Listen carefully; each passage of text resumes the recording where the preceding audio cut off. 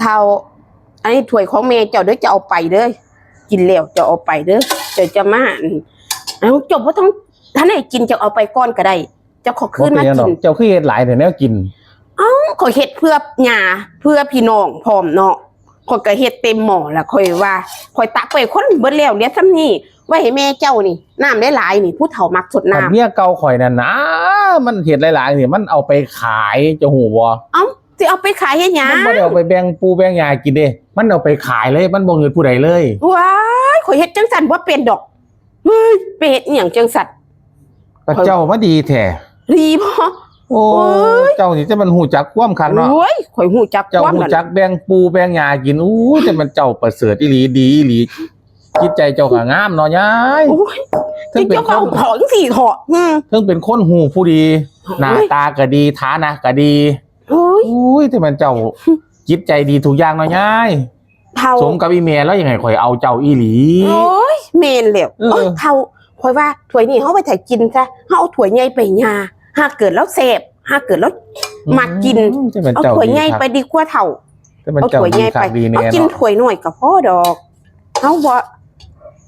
กินหลายดอกยาแล้วได้ย่องเจ้าก็ย้อนเนาะโอ้ยย่องแล้วเนาะว่าแม่เจ้ามักข่อยขี้หยังต่อลูกไผ่ผู้นี้มึงเอาเด้อว่าซั่นแล้วว่าแม่นจังได๋มึงก็เอาให้มันได้เด้อละวายข่อยต้องบังคับให้ข่อยมาแต่งงานกับเจ้าได้ไงเจ้าฮู้บ่ข่อยว่าแล้วมาสืบเบิ่งเด้เนาะสืบแล้วมาสืบตะกอนแล้วเราฮู้ว่าแนวทางเจ้านี่เป็นคนฮู้ผู้ดีตระกูลใหญ่ว้ายใจกว้างขวางแนวข่อยตระกูลใหญ่ตัวเฒ่าแนวข่อยนี่เป็นเล่าตาถึงนี่แม่ข่อยแหมคนห่างต่างนี้เพิ่นว่าแต่กี่แม่ข่อยแม่ใหญ่สังอีแม่ใหญ่ตุข่อยได้ผัวเป็นข้าราชการพุ่นเด้พี่น้องผัวข่อยอีสังอีพ่อใหญ่ตุข่อยมีแต่ข้าราชการโอ้ซุ่มเจ้านี่เป็นคนที่ว่าขยันเนาะว่าได้เป็นข้าราชการว่ามันธรรมดาเด้คนอันไห้หน้าตุข่อยก็หลายเด้จังซั่นแล้วอยากให้ข่อยได้เจ้าหลายเดี๋ยวเบิ่งเว้าซื่อๆซะข่อยก็บ่ได้มักเจ้าเด้เอ้าคือเว้าจังซั่นแล้วบังคับข่อยแต่งงานกับเจ้า